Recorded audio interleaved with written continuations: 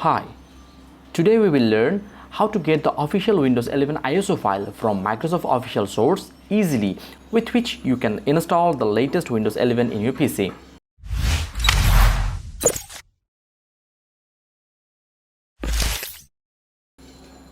So come to Google, search for Windows 11 ISO and go to this official Microsoft source.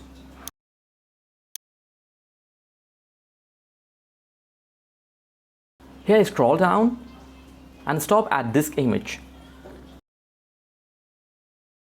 Choose Windows 11 Multi-Edition.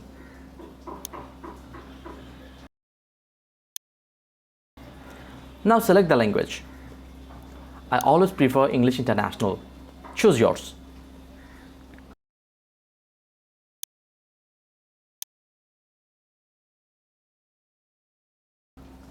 And it's only available for 64-bit PCs. And this is the ISO file we're just going to download.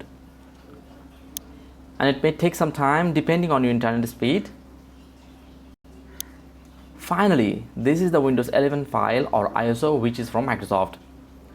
You can simply use it to make your Pendrive bootable or SD card and to set up fresh Windows 11. If you want to know how to boot with Pendrive, then please check the video from the description.